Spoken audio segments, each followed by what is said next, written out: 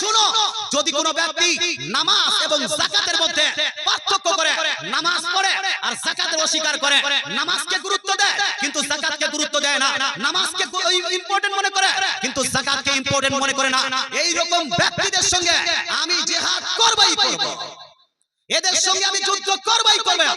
আমি কোরআনুল মাজিদ ফুরকানুল হামিদ থেকে সূরা বাকারা আয়াত নাম্বার 43 থেকে একটি আয়াত তেলাওয়াত করেছি। আল্লাহ তাআলা বলছেন, আকিমুস সালাত, বান্দা তোমরা নামাজকে প্রতিষ্ঠিত করো, নামাজ আদায় করো, ওয়া আতুজ যাকাত, আর যাকাত প্রদান করো, যাকাত দাও, ওয়ারকাউ মা রাকিঈন, আর রুকুকারীদের সঙ্গে রুকু করো।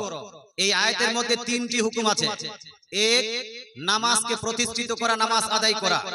আমাদের মধ্যে সবাই অবগত 5 ওয়াক্তের নামাজ একজন সাবালক সুস্থ মস্তিষ্ক সম্পন্ন ব্যক্তি, যে পাগল নয় এইরকম ব্যক্তি যদি মুসলিম হয় তাহলে এর প্রতি নামাজ 5 ওয়াক্তের আদায় করা হলো ফরজে আইন, পড়তেই হবে, না হলে বিশাল গুনাহগার হবে।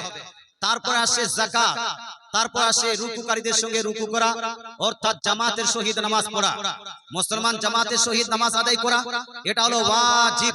জেনে বুঝে অলসতার কারণে যদি আপনি জামাত পরিত্যাগ করেন আপনি গুনাহগার হবেন, উজরে শরীফহীন যদি আপনি জামাত পরিত্যাগ করেন তাহলে আপনি গুনাহগার, পাপী তাপী হবেন। আর অভ্যস্ত হয়ে গেলে এটা বিশাল বড় গুনাহের ব্যাপার। মুসলমান মাঝখানে এসেছে যাকাত, এই যাকাত প্রসঙ্গে আমরা আলোচনা করব। যাকাত শব্দটি এর শাব্দিক অর্থ হলো টু পিউরিফাই, অর্থাৎ পবিত্র করা, পাক করা, সাফ করা। কথা বোঝা গেল ভাই? এর শাব্দিক অর্থ হলো পাক এবং সাফ করা।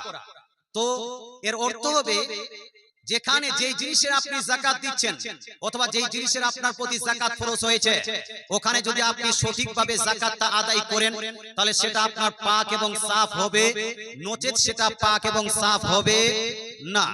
এটাকে আরেকটা আয়াত দিয়ে আমরা বুঝি। সূরা তাওবা আয়াত নাম্বার 103 এর মধ্যে আল্লাহ তাআলা বলেন, খুজ মিন আমওয়ালিহিম সাদাকাতান, আল্লাহ তাআলা বলেন, হে আমার বান্দা, হে আমার রাসূল, আপনি আপনার উম্মতের কাছ থেকে যাকাত সংগ্রহ করুন।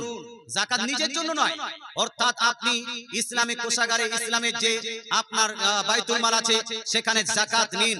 কেন, কি হবে এই যাকাতের মাধ্যমে? তুতাহিরুহুম ওয়া তুযাক্কিহিম বিহা, এর মাধ্যমে, যাকাতের মাধ্যমে আপনি তাদেরকে পাক এবং সাফ করে দিবেন। অর্থাৎ একজন মানুষকে, একজন মানুষের সম্পদকে যদি পাক এবং সাফ করতে হয় তাহলে যাকাত দেওয়ার প্রয়োজন আছে না নাই? হানা বলুন ভাই, আমি বিস্তারিত আলোচনা করছি ইনশাআল্লাহ তাআলা। যাকাত মানেটাই হলো পবিত্র করা। অতএব আল্লাহ তাআলা যে সমস্ত মাল, যে সমস্ত সম্পদের উপর আপনার যাকাত ফরজ করেছেন, ওয়াজিব করেছেন, সেখানে যদি আপনি যাকাত দেন তাহলে যাকাতটা দিলে সেই মালটা পাক হবে, আর যদি যাকাত না দেন তাহলে মাল পাক হবে না, সম্পদ পাক হবে না, অপবিত্র থেকে যাবে, ওটা খাবিস থেকে যাবে। একটা আর হাদিস মনে পড়ে গেল। এই হাদিসটি নবীজি সাল্লাল্লাহু তাআলা আলাইহি ওয়াসাল্লামের বিশেষজ্ঞ একজন সাহাবী, যার নাম হলো হযরতে আব্দুল্লাহ বিন মাসউদ রাদিয়াল্লাহু তাআলা আনহু। আব্দুল্লাহ বিন মাসউদ রাদিয়াল্লাহু তাআলা আনহু ইরশাদ করেন, মনোযোগ সহকারে শুনুন। আজ সমাজের অধিকাংশ মানুষ মনে করে আমি হালাল খাবার খাচ্ছি, আমি পাক খাবার খাচ্ছি। কেউ মাস্টারি করছে, মনে করছে ইনকামটা হালাল হয়েছে। কেউ আপনার ডাক্তারি করছে, মনে করছে যে আমি ইনকামটা হালাল করেছি। কেউ আমের ব্যবসা করছে, মনে করছে আমি ইনকাম হালাল করেছি, অতএব হালালটাই খাচ্ছি। আসুন, আপনি হালাল খাচ্ছেন, জায়েজ খাচ্ছেন, না জায়েজ খাচ্ছেন, পাক খাচ্ছেন, না পাক খাচ্ছেন, খাবিস খাচ্ছেন না ভালো খাচ্ছেন, এই প্রসঙ্গে আব্দুল্লাহ বিন মাসউদ রাদিয়াল্লাহু তাআলা আনহু এই হাদিসটি শুনুন। নবীজি সাল্লাল্লাহু আলাইহি ওয়াসাল্লামের প্যারা সাহাবী বলছেন, মান কাসাবা তাইয়্যিবা, যেই ব্যক্তি হালাল রোজগার ইনকাম করলো, হালাল ইনকাম করলো, খাবাসাতহু মানউজ যাকাত, কিন্তু সেই ব্যক্তি ওই আপনার সম্পদের যাকাত দিল না, হালাল পন্থা ইনকাম করার পরেও ওই সম্পদটা তার খাবিস হয়ে গেল, নাপাক হয়ে গেল। কথা বুঝতে পারছেন? হালাল পদ্ধতি আপনার, মনে করেন আমের গাছ থেকে আপনি ইনকাম করছেন, হালাল পদ্ধতি, কেউ চাকরি করছে, এটা হালাল পদ্ধতি, কেউ মাস্টারি করছে, হালাল পদ্ধতি। হালাল পদ্ধতিতে টাকাটা ইনকাম করার পরে ওই আপনার টাকাতে আপনি যাকাত দিলেন না, খাবাসাতুহু, এই মালটাকে আপনি খাবিস বানিয়ে দিলেন, নাপাক বানিয়ে দিলেন। আল্লাহ তাআলার নবীর এই সাহাবী আগে বলছেন, ওয়ামান কাসাবা হারামান আও খাবিসান লা তুতাহিরুহু আও লাম তুতাহিরুহু, যাকাতু, যদি কোনো ব্যক্তি হারাম পদ্ধতিতে কেউ যদি মাল সঞ্চয় করে, হারাম পদ্ধতি কেউ যদি মাল ইনকাম করে, আর ওই হারাম টাকায় যদি কেউ যাকাত দেয়, ওই যাকাত দেওয়ার কারণে হারাম টাকাটা হালাল হয়ে যাবে না। কথা বোঝা গেল? ঘুষের টাকা হারাম, সুদের টাকা হারাম, আপনার কি বলছে আরো যেই সমস্ত জুয়ার টাকা হারাম, এই ঘুষের টাকা, সুদের টাকা, জুয়ার টাকা, আর কি বলছে আপনার রাস্তা মেরে খাওয়ার টাকা, এই সমস্ত টাকা মেম্বারই তো বললো যে মেম্বার যদি টাকা ভোট দিয়ে আপনার টাকা দিয়ে ভোট নেয়, এটাও হারাম। আর যদি টাকা নিয়ে আপনি ভোট দেন, এটাও হারাম। যে ভোট কিনে মেম্বার মুখিয়া প্রধান হলো, ওর আন্ডারে যদি রাস্তার টাকা আসে 10 লাখ টাকা, কাজ হবে কতটা? জোরে বলেন না বাবা। আমাদের মুফতি সাহেব বলছে 2 লাখ টাকা কাজ হবে, 8 লাখ টাকা পকেটে ঢুকবে। হে মুসলমান, আপনাকে বলতে চাই, মেম্বারের বেতন ফিক্স করে দেওয়া হয়েছে, প্রধানের বেতন ফিক্স আছে, তারপর এমএলএ এর আপনার বেতন ফিক্স আছে, এমপির বেতন ফিক্স আছে। এটা সমাজের কাজ করার জন্য সরকার তার জন্য বেতন ফিক্স করে দিয়েছে। ওই বেতনে কেউ যদি স্যাটিসফাইড না থাকে, আর যদি সে রাস্তার টাকা মেরে খায়, যদি সে পুকুরের টাকা মেরে খায়, যদি সে আপনার মানুষের বাড়ির টাকা মেরে খায়, মানুষের ভাতার টাকা মেরে খায়, তাহলে ওই টাকাটা হালাল হবে না হারাম? দেখুন, হালাল না হারাম? अब এই হারাম টাকায় সে যদি যাকাত দেয়, টাকাটা কি হালাল হয়ে যাবে? হবে কি বা হবে না? এই হারাম টাকায়, সুদের টাকায় যদি যাকাত দেয়, হালাল হবে না। ঘুষের টাকায় যদি আপনার যাকাত দেয়, হালাল হবে না। আর ওই সুদ ঘুষ রাস্তায় মারা টাকা, ওই টাকা দিয়ে হজ করে আসলে হজটা হবে না? হবে না? এটা জোরে বলতে হবে, হজ হবে না? হবে না? অতএব বি কেয়ারফুল। হে মেম্বার সাহেব, আপনাকে বলছি একটু সতর্ক থাকতে হবে, কারণ আপনি মুসলিম, আপনি মুসলমান, আপনাকে ইসলাম অনুযায়ী আপনাকে নিজের কাজগুলো করা উচিত। যাই হোক, আমার এখন পর্যন্ত আলোচনার অংশ হলো এই যে যাকাত মানে হলো পবিত্র করা। যেই মালে, যেই সম্পদে যাকাত ফরজ হয়, সেখানে যদি আপনি যাকাত দিয়ে দেন, সেই সম্পদটা পাক এবং সাফ হবে। আর সেই সম্পদে যদি আপনি যাকাত না দেন, ওই যাকাতটা আপনার ওই সম্পদটা আপনার পাক সাফ হবে না। মুসলমান, আমাদের দেশে অনেকগুলো মানুষ আছে, হাজী সাহেব নামাজ যদি না পড়ে মানুষ তাকে গালি দেবে, মাস্টার সাহেব নামাজ যদি না পড়ে মানুষ তাকে গালি দেয়, মুখিয়া সাহেব নামাজ যদি না পড়ে তাকে মানুষ গালি দেয়, মেম্বার সাহেব নামাজ যদি না পড়ে বলে বেনামাজি, বেনামাজি। আপনার মোড়ল সর্দার আপনার দেশে আছে? এই সমাজের মোড়ল সর্দার হয় না? সমাজের মোড়ল সর্দার যদি নামাজ না পড়ে, তাহলে আপনি তাকে বলবেন কিভাবে মোড়লগিরি করবেন, কিভাবে সর্দারগিরি করবেন। মাদ্রাসা এবং মসজিদের সেক্রেটারি আপনার যদি নামাজি না হয়, আমারও লেকচার শুনেছেন, এদেরকে মাদ্রাসার সেক্রেটারি, মসজিদের সেক্রেটারি রাখা যাবে না। এটা হলো আলা হযরতের ফতোয়া। বলতে চাই মুসলমান, কিন্তু নামাজের দিকে আমরা অনেকটা কেয়ারফুল হই, যে নামাজটা পড়া উচিত। কিন্তু ভাই, আপনি কি চেক করেছেন যে আপনার সেক্রেটারি যাকাত দিয়েছে না দেয়নি? আপনার মোড়ল যাকাত দেয় কি দেয় না? আপনার সর্দার সাহেব যাকাত দেয় কি দেয় না? আপনার মাস্টার সাহেব যাকাত দেয় কি দেয় না? আপনার কি বলছে মুখিয়া সাহেব যাকাত দেয় কি দেয় না? একটু মনে রাখবেন, যাকাত দেওয়াটা হলো ফরজ। যাকাত দেওয়াটা কি? এজন্য কি এটা জোরে বলতে কি? নামাজের মতোই ফরজ। নামাজ এবং যাকাতের মধ্যে পার্থক্য করা যাবে না। এমনটা নয় যে নামাজটা পড়া খুবই জরুরি আর যাকাতটা দিলেও চলবে, না দিলেও চলবে, এই রকম ধারণা করা যাবে না। মুসলমান, আপনাকে বলতে চাই, যাকাতটা দেওয়া হলো ফরজ, ফরজে আইন, ফরজে কিফায়া নয়, ফরজে আইন। এই যাকাত ফরজ হয়েছে 2 হিজরি রোজার মাসে, রমজান মাসের রোজা ফরজ হওয়ার পরে 2 হিজরিতে যাকাত দেওয়া ফরজ। এবার যদি কোনো ব্যক্তি যাকাতের অস্বীকার করে যে আমি যাকাত মানি না, যাকাত দিব না, সেই ব্যক্তি কি হবে? ইসলামের দৃষ্টিকোণ থেকে কেউ যদি যাকাতের অস্বীকার করে, যাকাতকে অমান্য করে, সে সঙ্গে সঙ্গে ইসলাম থেকে খারিজ হবে, সে সঙ্গে সঙ্গে কাফির হবে। কি হবে ভাই? কাফির হবে। মুসলমান জরুরিয়াতে দ্বীন, জরুরতে দ্বীনের অন্তর্ভুক্ত বিষয়সমূহের মধ্যে একটা জিনিসেরও কেউ যদি অস্বীকার করে সে কাফির হয়ে যায়। নবীজি সাল্লাল্লাহু তাআলা আলাইহি ওয়াসাল্লামের ইন্তেকালের পর নবীজি ইন্তেকাল করলেন, আবু বকর সিদ্দিক রাদিয়াল্লাহু তাআলা আনহু খেলাফতের মসনদে আরোহণ করলেন। হযরত আবু বকর সিদ্দিক রাদিয়াল্লাহু তাআলা আনহু খলিফা হলেন। এই মা বোন আপনারাও শুনবেন আজকের আলোচনা, কারণ আপনি সোনা পড়েন, আপনি রূপা পড়েন, আপনি সোনা রূপা পড়ার পরেও একটা মা বোন যাকাত দিচ্ছে না, আপনাদের অবস্থাটা কি হবে এটা একটা শুনে যাবেন। মুসলমান আপনাকে বলতে চাই, নবীজির ইন্তেকালের পরে আবু বকর সিদ্দিকের খেলাফতের আমলে কয়েকটা কাবিলা যাকাতের অস্বীকার করে দিল, আমরা যাকাত দিব না, যাকাত দিব না। তো হযরত আবু বকর সিদ্দিক রাদিয়াল্লাহু তাআলা আনহু তাদের বিরুদ্ধে যুদ্ধ ঘোষণা করলেন। কি ঘোষণা করলেন ভাই? যুদ্ধ ঘোষণা করলেন। বুখারী এবং মুসলিমের মুত্তাফাক আলাইহি হাদিস। যুদ্ধ ঘোষণা যখন করলেন, উমরে ফারুক রাদিয়াল্লাহু তাআলা আনহু আবু বকর সিদ্দিক রাদিয়াল্লাহু তাআলা আনহুর পাশে এসে বললেন, হুজুর আপনি এদের সঙ্গে যুদ্ধ কিভাবে করবেন? ইনারা তো কলেমা পড়েন, ইনারা তো নামাজ পড়েন, ইনারা তো রোজা রাখেন, ইনারা তো হজ করেন, শুধু যাকাতটাই অস্বীকার করেছে, যাকাতটাই শুধু দিচ্ছে না আপনাকে, আপনি ইনাদের সঙ্গে যুদ্ধ করবেন কেন? আমার নবী, আপনার নবী, দয়ার নবী, মায়া নবী তো বলেছিলেন যে যদি কেউ লা ইলাহা ইল্লাল্লাহ মুহাম্মাদুর রাসূলুল্লাহ পড়ে নেয় তাহলে তার সঙ্গে যুদ্ধ করা যাবে না, তার খুন আমাদের জন্য হালাল হবে না, তার মাল সম্পদের হেফাজত করা আমাদের উপর জরুরি হয়ে যায়। তাহলে আপনি এদের সঙ্গে এই যাকাতের অস্বীকারকারী বা যাকাত যারা দিচ্ছে না তাদের সঙ্গে জিহাদ কিভাবে করবেন? আবু বকর সিদ্দিক রাদিয়াল্লাহু তাআলা আনহু ইরশাদ করেছিলেন, আজও বুখারী এবং মুসলিমের মধ্যে লিপিবদ্ধ আছে, ওয়াল্লাহি লা উকাতিলান্না মান ফাররাকা বাইনা সলাতি ওয়াজ যাকাত। হে উমর শুনো, যদি কোন ব্যক্তি নামাজ এবং যাকাতের মধ্যে পার্থক্য করে, নামাজ পড়ে আর যাকাতের অস্বীকার করে, নামাজকে গুরুত্ব দেয় কিন্তু যাকাতকে গুরুত্ব দেয় না, নামাজকে ইম্পর্টেন্ট মনে করে কিন্তু যাকাতকে ইম্পর্টেন্ট মনে করে না, এই রকম ব্যক্তিদের সঙ্গে আমি জিহাদ করবই করব, এদের সঙ্গে আমি যুদ্ধ করবই করব। ইভেন কোন ব্যক্তি যদি যাকাতের সম্পদ থেকে একটা সুতাও রেখে নেয়, কি রাখে? একটা সুতা, একটা রশি পর্যন্ত, যেই সুতা রশি রাসূল সাল্লাল্লাহু আলাইহি ওয়াসাল্লামের জামানায় রাসূলকে দিতেন যাকাতের মাল হতে, আর আমাকে যদি সেই সুতাটা বা সেই আপনার রশিটা না দে, ওই রশির জন্য হলেও আমি জিহাদ করব, ওই রশির জন্য আমি যুদ্ধ করব। আচ্ছা বলেন তো ভাই, আবু বকর সিদ্দিক রাদিয়াল্লাহু তাআলা আনহু আমাদের খলিফায়ে আযম, আমাদের ফার্স্ট খলিফা, ইসলাম আপনার মুসলিম জগতের সর্বপ্রথম খলিফা হলেন আবু বকর সিদ্দিক।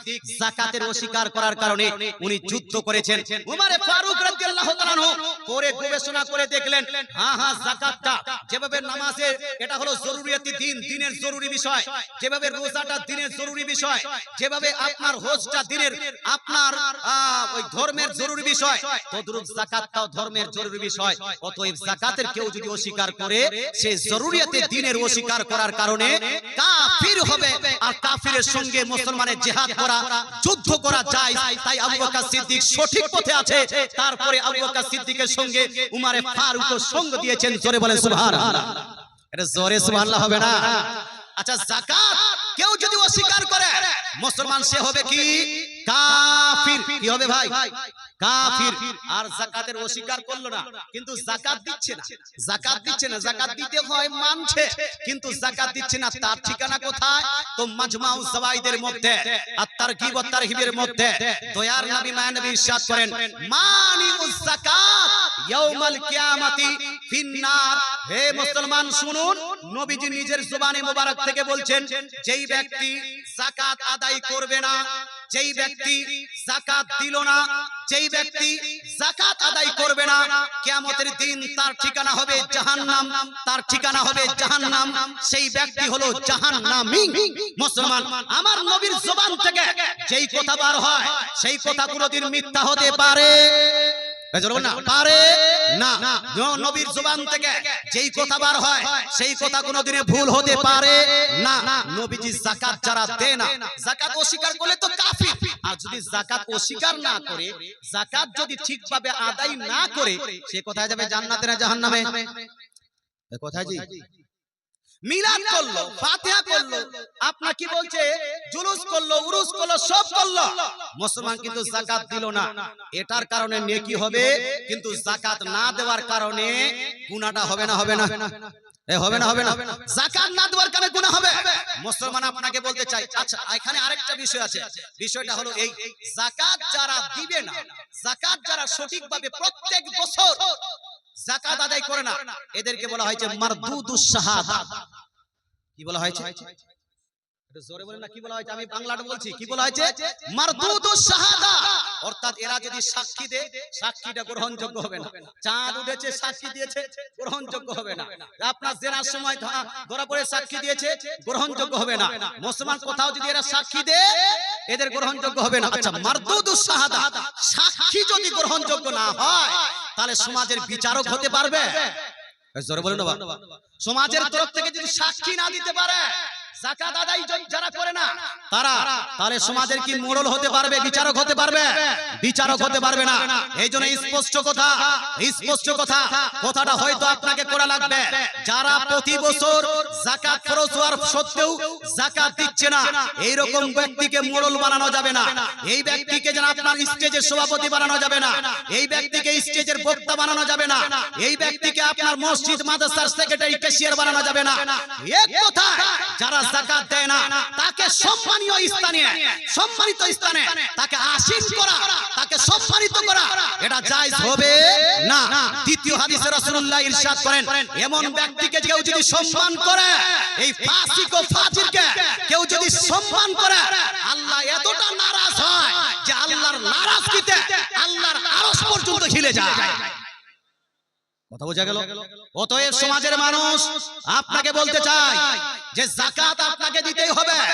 যাকাত না দিলে আপনি খাঁটি মুসলমান হতে পারছেন না।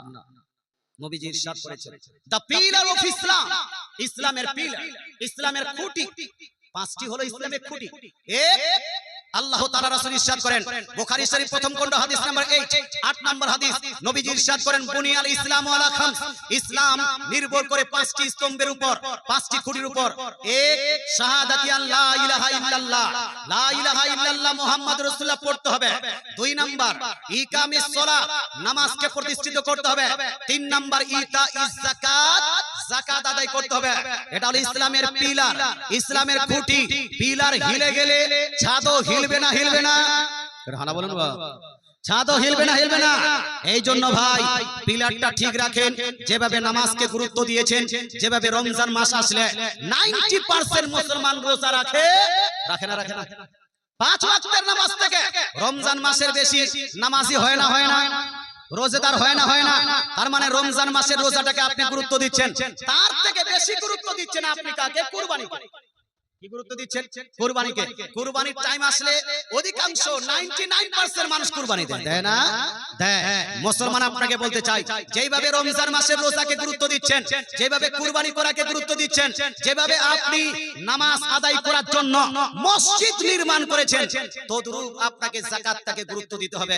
এবার আসুন, যাকাত আপনারা মনে করছেন আমাদের প্রতি ফরজ, মনে হয় হয়নি। হুজুর আমাদের প্রতি যাকাত ফরজ হয়নি। আম বাগান, জাম বাগান, ধান ক্ষেত, আলু পেঁয়াজ মুলি টমাটার যারা লাগান, অথবা যারা মুদিখানা দোকান করেন, কাপড়ের ব্যবসা করেন, যারা ঝালমুড়ির দোকান করেন, সব কান খুলে শুনে নেন, কার কার প্রতি যাকাত ফরজ আর কার কার প্রতি যাকাত ফরজ হয়নি। মুসলমান আপনাকে বলতে চাই, যাকাত প্রধানত দুই প্রকার। কত প্রকার ভাই? একটু হানা করেন, আমার বেশি কোন টাইম নেই, আর হয়তো 15 মিনিট টাইম আছে। যাকাত প্রধানত কয় প্রকার? দুই প্রকার। একটা হলো বাৎসরিক যাকাত আর একটা হলো ফসলের যাকাত। একটা হলো বাৎসরিক যাকাত, একটা হলো ফসলের যাকাত। ফসলের যাকাতটা একটু পরে বলছি, বাৎসরিক যাকাতটা আপনাকে বলছি। বাৎসরিক যাকাত ফরজ হওয়ার জন্য কয়েকটা শর্ত আছে। শর্তের মধ্যে 1 নাম্বার শর্ত মুসলমান হওয়া। আপনারা মুসলমান না কাফির ভাই? আলহামদুলিল্লাহ আমরা মুসলমান, আলহামদুলিল্লাহ আমরা মুসলমান। শর্ত পাওয়া গেল। 2 নাম্বার শর্ত, তাকে বালিগ হতে হবে, সাবালক হতে হবে। আপনার সাবালক না নাবালক? অনেকগুলো 90% মানুষ তো বাচ্চার বাপ হয়ে গেছে। এখনো যদি বলেন না হুজুর আমরা নাবালকে আছি, বিয়া শাদী করেছেন কেন, বাচ্চা হলো কিভাবে? মুসলমান তাহলে আপনি সাবালক আছেন। 3 নাম্বার আপনার আকিল হতে হবে, ব্রেন সুস্থ মস্তিষ্ক থাকতে হবে। মস্তিষ্ক যদি ঠিক না থাকতো, ব্রেন বুদ্ধি যদি না থাকতো, তাহলে এখানে কি আপনারা থাকতেন? হানা বলুন না বা পাগলা গারে যেন ঘোরাঘুরি করতেন, ওই আগ্রা পাগলাখানে গিয়ে হাই হাই করতেন। মুসলমান আপনাকে বলতে চাই, দিমাগ যদি না ঠিক থাকতো তাহলে সেক্রেটারি ক্যাশিয়ার হলো কিভাবে? দিমাগ যদি ঠিক না থাকে, ব্রেন বুদ্ধি যদি ঠিক না থাকে, তাহলে মুখিয়া মোড়ল হলো কিভাবে? ব্রেন বুদ্ধি যদি ঠিক না থাকে, তাহলে মেম্বার প্রধান ঠিক কিভাবে হলো? তার মানে আপনাদের ব্রেন বুদ্ধিও ঠিক আছে। আজাদ হতে হবে, আজাদ স্বাধীন। ভারত স্বাধীন হয়েছে, এই ভারত স্বাধীন। স্বাধীন ভারতে সবাই স্বাধীন না গোলাম? আপনারা স্বাধীন না গোলাম? আপনারা স্বাধীন। মুসলমান আপনাকে বলতে চাই, এই সমস্ত জিনিস আমাদের মধ্যে আছে। আরো একটি বিষয়, সেটা হলো মালিকের নিসাব হওয়া, নিসাবের মালিক হওয়া। মুসলমান কতটুকু সম্পদ থাকলে যাকাতটা ফরজ? একটু ধ্যান দেন, একটু ধ্যান দেন। মাস্টার সাহেব, আপনার ওই পিএফ কাটা হয় না, ওর কথা আলোচনা করব। ওই এলআইসি করেছেন না আপনারা লুকিয়ে লুকিয়ে, এলআইসির কথা ইনশাআল্লাহ আলোচনা হবে। সেভিংস মেভিংস যা হয়েছে ইনশাআল্লাহ আলোচনা হবে। তবে শুনুন, মালিকের নিসাব কাকে বলা হয়? মালিকের নিসাব মানে হলো একটা নির্দিষ্ট অ্যামাউন্টের মালিক হওয়া, সম্পদশালী হওয়া। কতটা অ্যামাউন্ট? এই অ্যামাউন্টটা বলা হয়েছে 52.5 তোলা চাঁদি। কত বললাম? 52.5 তোলা রূপা, অথবা 7.5 তোলা সোনা। 7.5 তোলা সোনা গ্রাম হিসাবে যদি আপনি নেন, তো গ্রাম হবে 87 গ্রাম। কত গ্রাম? 87 গ্রাম। এখন ভরি হিসাবে যদি আপনি নেন, তো 52.5 তোলা চাঁদি আপনার সমান সমান গ্রাম। গ্রাম হবে 612 গ্রাম। কত গ্রাম? যদি আপনাকে ভরি হিসেবে নেন, তাহলে ভরি 10 গ্রামে ভরি হয় আর 12 গ্রামে ভরি হয়। যদি আপনার 12 গ্রামে ভরি হয়, তাহলে 51 ভরি হচ্ছে। আর যদি 10 গ্রামে ভরি হয়, তাহলে 61 গ্রাম, 61 প্লাস কিছুটা ভরি হচ্ছে, 61 ভরি মানে নিলাম 61 ভরি রূপা। এই ধরনের যদি আপনার সম্পদ থাকে, তাহলে আপনি যাকাতের আপনার নিসাবের মালিক হবেন। কি কি মাল, কি কি সম্পদের থাকতে হবে? 3 প্রকারের মাল সম্পদের উপর যাকাত ফরজ হয়। কত প্রকার? এজন্য কত প্রকার? 3 প্রকার। 1, সোনা চাঁদি টাকা পয়সা, এটা এক। সোনা চাঁদি টাকা পয়সা, এটা এক। 2 নাম্বার বিজনেসের সম্পদ। যারা যেই বিজনেস করছেন, কেউ মুদিখানা দোকান করে, কেউ আপনার কি বলছে আপনার কাপড়ের দোকান করছে, কেউ টাইলস মার্বেলের দোকান করছে, কেউ সিমেন্ট বালির দোকান করছে। যেই ব্যবসাটা করছেন আপনি, 1 নাম্বার সোনা রূপা টাকা পয়সা একটা। 2 নাম্বার হলো বিজনেসের সম্পদ, 2টা। 3 নাম্বার হলো ওই যে আপনার সাইমা জানোয়ার, অর্থাৎ কমসে কম উট থাকতে হবে 5টা, গরু থাকতে হবে 30টা, ছাগল থাকতে হবে 40টা। তো এই পশুটা আমাদের দিকে নাই, সুতরাং এটা নিয়ে আলোচনা করার দরকার নাই। মুসলমান আপনাকে 2টা জিনিস নেন, এখানে আপনার সোনা রূপা টাকা পয়সা আর বিজনেসের সম্পদ সব মিলিয়ে যদি 52.5 তোলা চাঁদি, অর্থাৎ আপনার 61 ভরি। এই এখন রূপার ভরি কত চলছে ভাই? কত করে ভরি এখন? 1000 টাকা ধরে নেন। 1000 850 ধরলে মোটামুটি 50,000 টাকা হচ্ছে। 850 ধরলে মোটামুটি 50,000 টাকা হচ্ছে। 50,000 টাকা আনুমানিক 50,000 টাকা। এবার দেখেন আপনার বাড়িতে যতগুলো টাকা আছে, যতগুলো পয়সা আছে, যতগুলো সোনা আছে, যতগুলো রূপা আছে, যতগুলো বিজনেস সম্পদ আছে, সব একত্রিত করে আপনার যারা দেখেন যে আপনার 50,000 টাকার সম্পদ আছে কিনা। কথা বোঝা গেল? আপনার স্ত্রীর কানে সোনা, নাকে সোনা, গলায় সোনা, হাতে রূপা ইত্যাদি, এগুলো জয়েন করতে হবে। আপনার বাড়িতে যদি কোনো আপনার সেভিংস থাকে, টাকা থাকে ব্যাংকে, ওই টাকাটা করলেন। বাড়িতে যদি কোথাও টাকা থাকে, ওই টাকাটা যোগ করলেন। মুসলমান আপনার যদি কোনো ব্যবসা বাণিজ্য থাকে, ওই টাকাটাও যোগ করলেন। সব যোগ করার পরে 50,000 টাকার যদি আপনার সম্পদের মালিক হয়ে যান, আপনার প্রতি যাকাত ফরজ হবে। আপনি সাত মারা, আমি সাত মারাতে থাকিনি, কিন্তু প্রায় আমার 10 বা 11টা প্রোগ্রাম হচ্ছে এই নিয়ে। মুসলমান 10-11 বার প্রোগ্রাম করে। আমি যেটা বুঝতে পেরেছি সেটা হলো এই সাত মারার 50% এর বেশি, 50% এর বেশি, আমার আনুমানিক, আপনার অ্যানালাইসিস আরো বেশি ভালো হবে, 50% এর বেশি মানুষের উপর, বেশি মানুষের কাছে এই 50,000 টাকা আছে না নাই? হানা বলে না ভাই? জি, আচ্ছা, মুফতি সাহেব বলছেন 90% মানুষের কাছে আছে। হয়তো স্ত্রীর কাছে, মা জালসায় বসেছে, এতবার বলা হয়েছে যে জালসায় বসলে মাথার চুল ঢাকতে হবে, যতক্ষণ পর্যন্ত কপালে লোহার কাঁটা না মেরেছে এদেরকে, ততক্ষণ পর্যন্ত এর আপনার চুল বন্ধ হবে না। হ্যাঁ জি, মহিলারা বেকা হয়ে গেছে।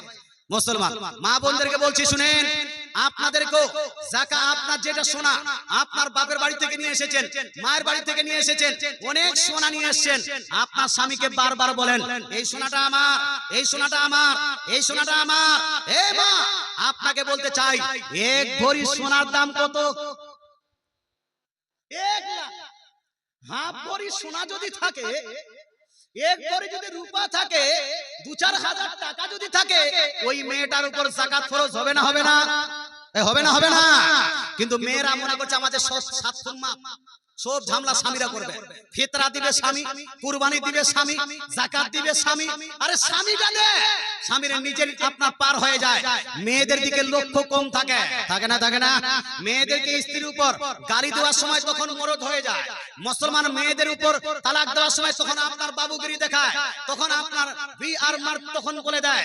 কিন্তু যখন যাকাতের হিসাবটা করতে হবে, যখন কুরবানি, ইভেন কুরবানির সময় আপনার মালদার দিকে অনেকটা ভুল প্রথা আছে। অনেক বড় বড় বাড়িতে মাত্র একটা করে খাসি ক্রয় করছে, আর একটা কুরবানি দিয়ে, একটা খাসি কুরবানি দিয়ে গোটা বাড়িটা পায়। এদিকে হয় না, এদিকে হচ্ছে। গোটা বাড়ির তরফ থেকে একটা খাসি। মুফতি সাহেব এখানে বসে আছেন, আমার থেকে বয়সও বড়, আমার থেকে এক্সপেরিয়েন্স বেশি, আমার থেকে জ্ঞানও বেশি, আমার থেকে লজিকও বেশি, আমার থেকে এবারত কানিও বেশি, আমার থেকে বেশি আপনার দার্স তাদরিসও করেছেন। মুফতি সাহেবকে বলেন তো, যে বাড়ির যদি 4 জনের কাছে নেশাব পরিমাণ যদি টাকা থাকে, আর একটা খাসি যদি বাড়ি থেকে কুরবানি দেয়, ওই কুরবানিটা 4 জন ব্যক্তির তরফ থেকে হবে কি ভাই? হবে? হবে না? তো মুফতি সাহেব থেকে আপনি বেশি জ্ঞানী, আপনারা বেশি জ্ঞানী। বিয়ে করেছেন যখন, স্ত্রীর তরফ থেকে কুরবানি দিচ্ছেন না কেন? স্ত্রীর যাকাতটা আপনি গণনা করছেন না কেন? মা বোন, এই জন্য বলছি, স্বামীর উপর ভরসা করে বসে থাকলে জাহান্নামে চলে যাবি মা, বুঝতেই পারবি না। মুসলমান তাই আপনার স্বামীর উপর ভরসা না করে আপনার যাকাত আপনি দিবেন, আপনার কুরবানি আপনি দিবেন, আপনার উসুর আপনি দিবেন। এটা আপনাকে লেহাজ রাখতে হবে। কাল কিয়ামতের মাঠে এমনটা নয় যে আপনাকে বলা হবে তুমি তো জালসায় গিয়েছিলে, জীবনী বক্তা যারা কি বলছে, গজল পড়েছিল, মায়ের 1 ফোঁটা দুধের ঋণ শোধ হবে না কোনোদিন, এই গজলটার কারণে তোমাকে আমি মাফ করে দিলাম। এরকম হবে নাকি? না। মুসলমান এই জন্য মা বোন আপনারা লক্ষ্য রাখবেন। এই মুসলমান আপনাকে বলতে চাই, তাহলে যাকাত, আচ্ছা পিএফ এর উপর, পিএফ যারা চাকরি করে পিএফ কাটায় 10,000, 5,000, 6,000, কেউ 2,000, ওই পিএফটা যাকাতের মধ্যে গণনা করা হবে কিনা? ওই পিএফটাকেও যাকাতের মধ্যে গণনা করা হবে। এলআইসি যাকাতের মধ্যে গণনা করা হবে কিনা? এলআইসি ও যাকাতের মধ্যে গণনা করা হবে। সেভিংস যাকাতের মধ্যে গণনা করা হবে কিনা? সেভিংস ও যাকাতের মধ্যে গণনা করা হবে। মুসলমান আপনার কাছে এক কথায় এই 3 সোনা, চাঁদি, টাকা পয়সা এবং বিজনেসের মালটা একটু বুঝাই। আপনার দোকানে যতগুলো মাল আছে, দোকানটা নয়, দোকানটা যে ইট বালু দিয়ে বানানো হয়েছে ওটা নয়, আপনার দোকানে যতগুলো মাল আছে সমস্ত মালের হিসাব করেন। হিসাব করার পরে টাকাটা হচ্ছে না, হচ্ছে না, যদি 50,000 টাকার অধিক হয়ে যায় তাহলে আপনাকে যাকাত দিতে হবে। আচ্ছা, এখানে একটা শর্ত, যে 50,000 টাকা হয়ে গেল, নেশাব পর্যন্ত মালিক হয়ে গেল, এই আপনার মালিক হওয়ার পরে 1 বছর অতিবাহিত হতে হবে। এটাকে আরবিতে বলা হয় হাউলানে হাউ। 1 বছর অতিবাহিত হতে হবে।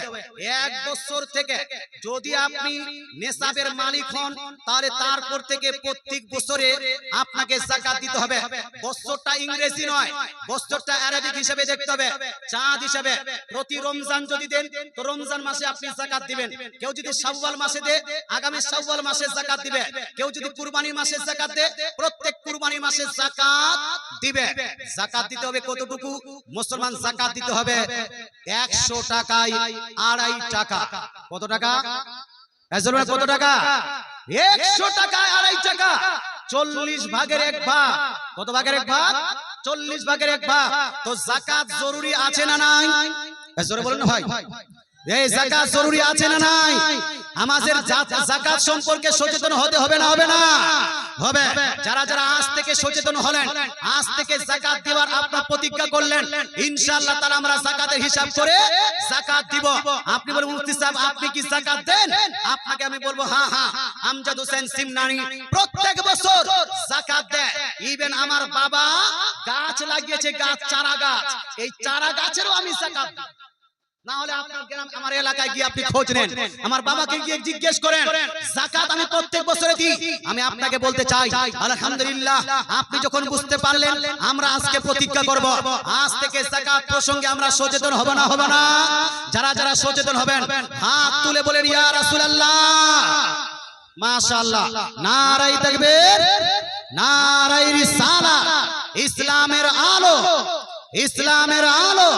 মুসলমান ইনশাআল্লাহ তাআলা আমরা যাকাত প্রসঙ্গে সচেতন হব।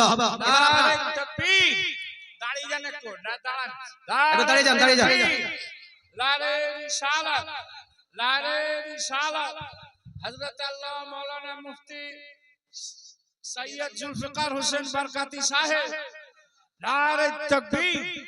আলে রাসূলকে পেয়ে গেছি, বুঝলেন? এখন উনি চলে এসেছেন, আল্লাহ রাব ফালাক রাব, সব একটু কাছে হয়ে বসে যান, একটু আগে আগে বসে যান। আলে রাসূলের আদবে দাঁড়ালেন, আলহামদুলিল্লাহ একটু আগে চলে আসেন কাছে কাছে, ওনার ওয়াজ আরম্ভ হয়ে যাবে।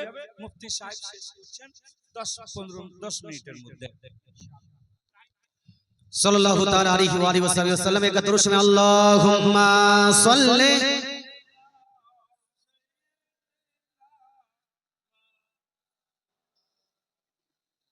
ওয়া আলা আলি সাইয়্যিদিনা সাল্লাল্লাহু তাআলা আলাইহি ওয়া আলিহি ওয়াসাল্লাম। খুব সংক্ষিপ্ত আকারে একটু উসুরের বর্ণনাটা শুনে নেন বাপ। একটা হলো ফসলের যাকাত, ফসলের যাকাত, একটা বাৎসরিক যাকাত নিয়ে আলোচনা হয়ে গেল, এবার একটা আপনার ফসলের যাকাত। ফসলের যাকাতকে আরবিতে বলা হয় উসুর। কি বলা হয় এটাকে? উসুর। মুসলমান ফসলের যাকাত মানে আল্লাহ তাআলার এই জমিনে যাহা কিছু আপনি ফসল আবাদ করছেন প্রত্যেকটা ফসলে আপনাকে উসুর আদায় করতে হবে।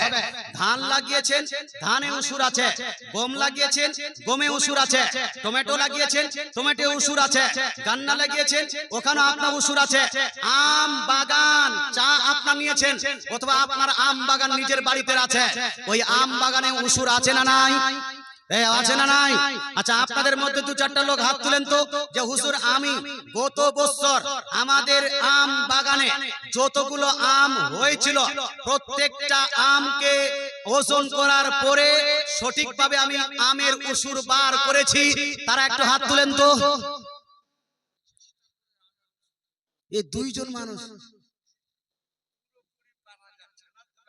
হে মুসলমান, আপনাকে বলতে চাই আমের উসুর আম আপনি যদি না জানতো, মুর্শিদাবাদে এই মালদাকে ফেমাস করে দিয়েছে আমে। ইউপি তে যাবেন ফেমাস হলো মালদা।